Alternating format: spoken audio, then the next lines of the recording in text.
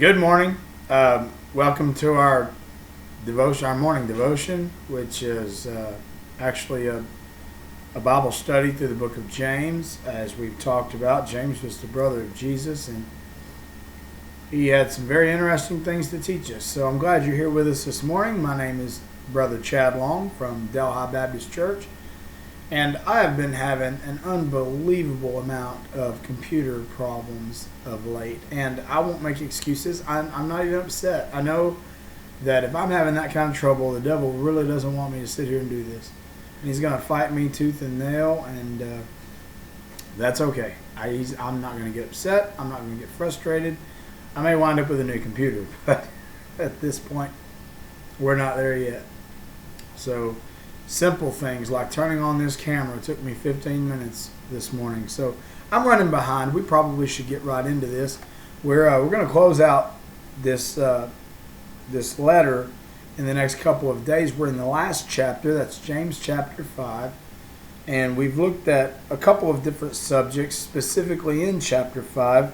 The most recent one being, and I'll pick up in verses 7 and 8 we talked about patience. In verse 9, we talked about not holding grudges or not grumbling against one another. Understanding that Jesus, our judge, is coming soon and he's watching. And so we'll pick up in verse 10, where the Bible says, "Take, my brethren, the prophets who have spoken in the name of the Lord, for an example of suffering, affliction, and of patience." So he's been talking about patience. He's talked about the trying of our faith working patience. He's made abundantly clear in this letter that we will sometimes be tested and tried and even persecuted. And so when we look at this verse, it sums up quite a bit. It tells us to take the prophets that the Lord has shown us as examples of these things, as examples of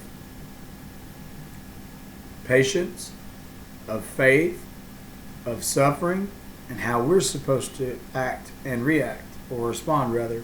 Respond is always better than reacting. So verse 10 is kind of a summation of what he's been teaching us. And he's going to go into another subject here in just a moment.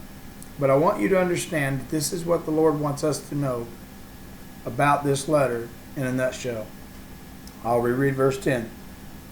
"Take, my brethren, the prophets who have spoken in the name of the Lord." Not all prophets speak in the name of the Lord. There are false prophets out there. But he wants you to understand that the prophets of the Lord, the people who teach you the truth, who have, and they're in the Bible, just to make that simpler.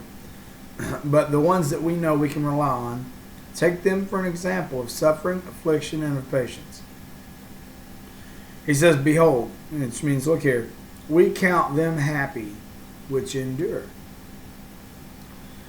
The best example I can give of that, off the cuff, because I don't have any notes here. I read the Bible and I trust the Lord for what he's shown me, and if you get something different, then so be it. But this is what this made me think of.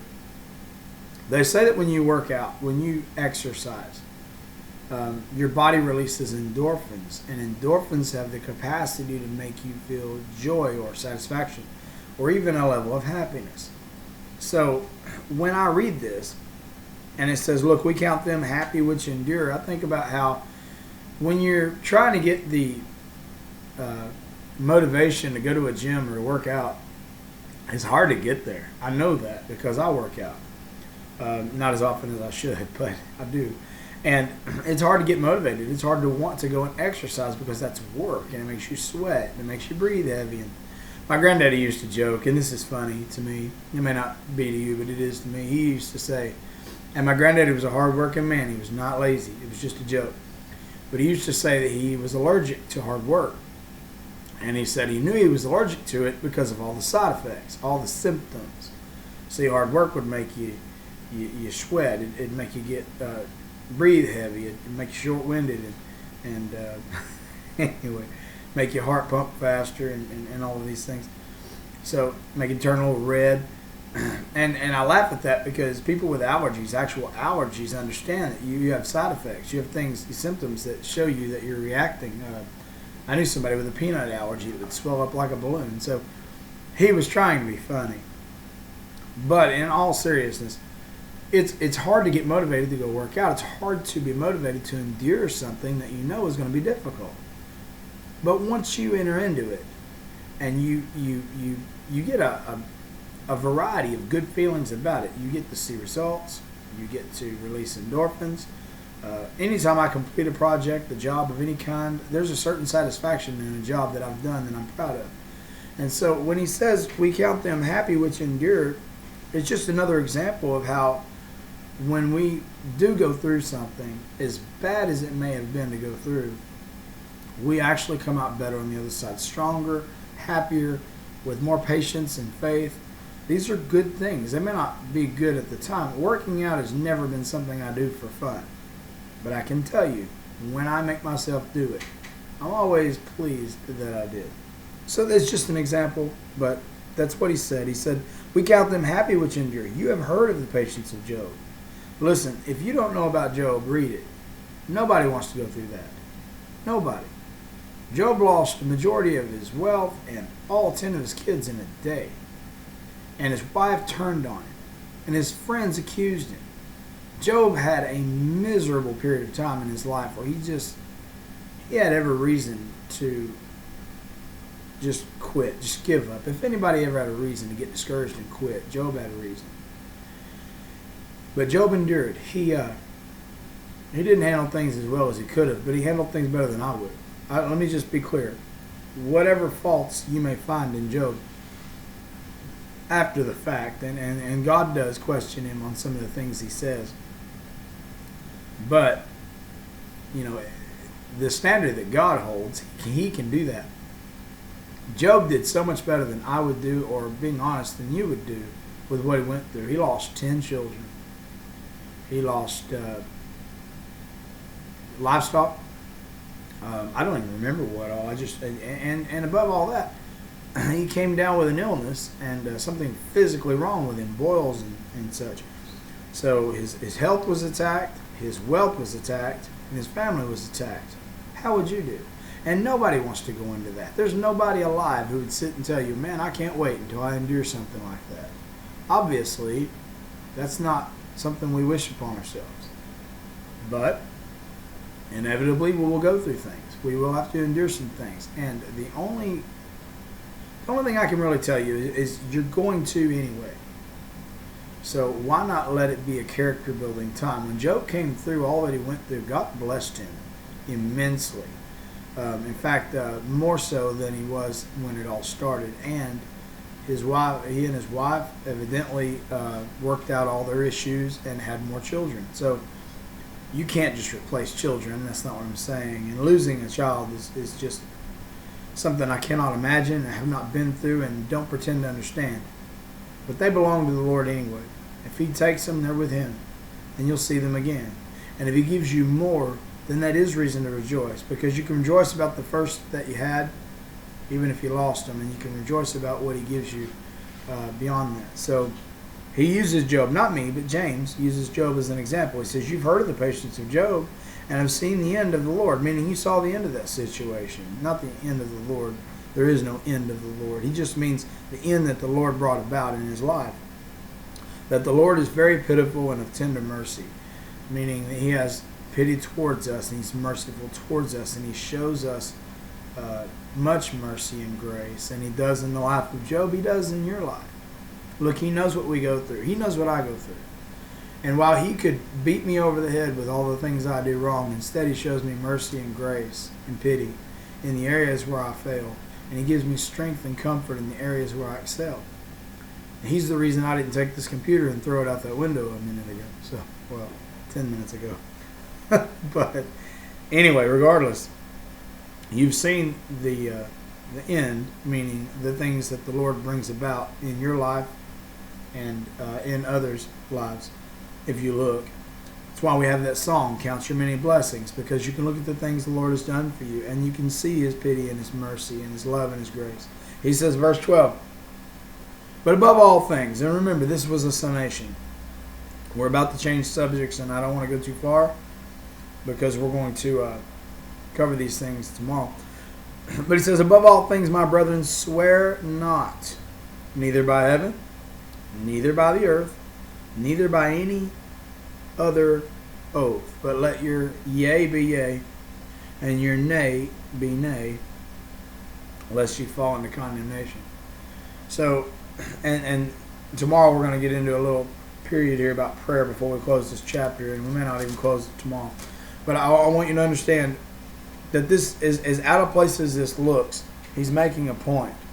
He's given us here, over these last few verses, some really good advice about how we're to endure, how we're to have patience, how we're to have faith, how we're to trust in the Lord and not our riches, how we're to wait patiently for the rain when it comes, and for the blessings that the Lord wants us to have, how we're supposed to stay strong and be steadfast.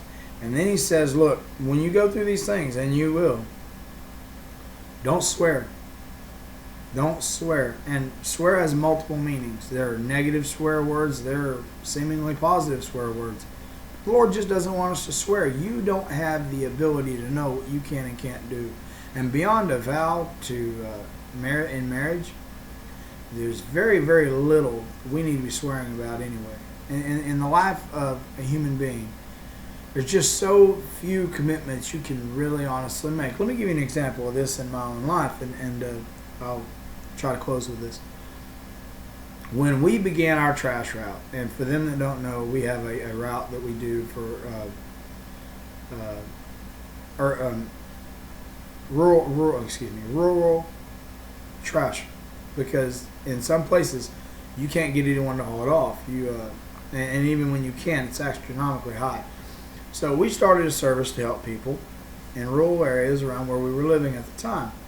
And we did that for multiple reasons. One, we were needing additional income. Two, we needed a place for our trash to go anyway. And three, we knew other people that couldn't find anyone.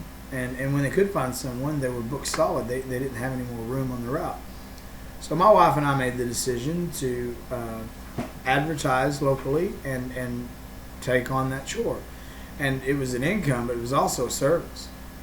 Well, when we did that, we looked people in the eye, and they said, how do we know if we sign with you in 2 years you're not going to go up on our rates?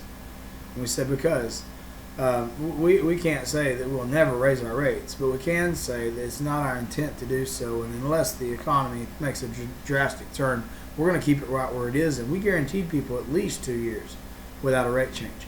In addition, they wanted to know how they knew they could rely on us. What if we decided to move? What if we just up and quit? I mean, how do they know that they can trust us to perform the job? And we made promises that we shouldn't have made. And this is a fact. I mean, it's just something that we did. Me specifically, I said, look, we got a 30-year note on our house. We're not going anywhere. Now, I don't know that I ever used the words I promise, but I certainly insinuated it. When I said, we got a 30-year note on our home, we're not going anywhere. We're going to be here. We're going to be here for you. We're going to, and I said that because I wanted their business. And I wanted them to trust me. And I think the Lord takes great pleasure sometimes in showing us how dumb we are, because He's educating us.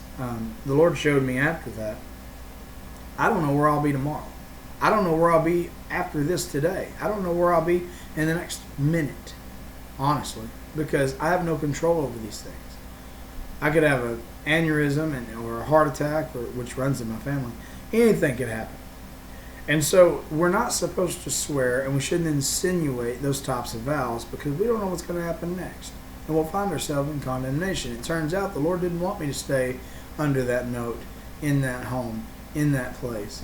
He had other things for me, and He's made that abundantly clear. I mean, it wasn't me that wanted to change. I was happy with my 10 acres in my home and living out in the country away from people. I was quite satisfied there, other than I knew that the Lord would let me stay satisfied. He wouldn't leave me alone until I surrendered to Him. So the point is this, and I'll reread the verse again, I'm done. He says, above all things, my brethren, swear not, neither by heaven, neither by the earth.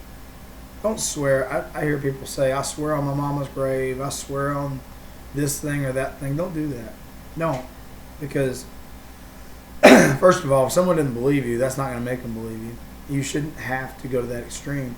And if you're an honest person and you tell the truth, yes should be enough. No should be enough. If it's not, don't deal with those folks. Don't deal with somebody that doesn't trust you And don't deal with somebody you can't trust. That you have to have swearing and vowing and those types of things. Outside of the bonds of marriage, which is entirely different, and outside of a covenant to God, which we begin when we begin to serve Him, there's really very little reason ever to swear anything to anyone. We don't know that to anyone, and we don't have as much control as we think we have. The Bible says, let your yea be yea, and your nay be nay, unless you fall into condemnation. Here's what that means, and I'm through. If we've made those promises and we've broken, then we'll answer for that, myself included. So your best bet is not to do it. I try not to promise anyone anything.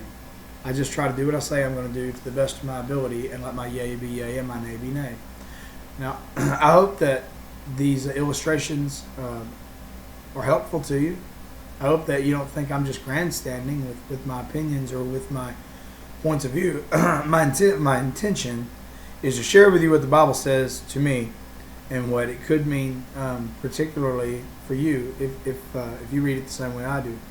If you get something else out of it, so be it. Feel free to comment on the video or like and subscribe, or don't. But just know that my intent here is just to make the Bible real to you, because it is very relevant and very needful for our day, and for especially all that we're going through. And so the more that you see that it applies to your life and mine, the better we can live that life to honor our Lord. And I hope that you will honor the Lord with the rest of your day, and we'll see you, Lord willing, tomorrow.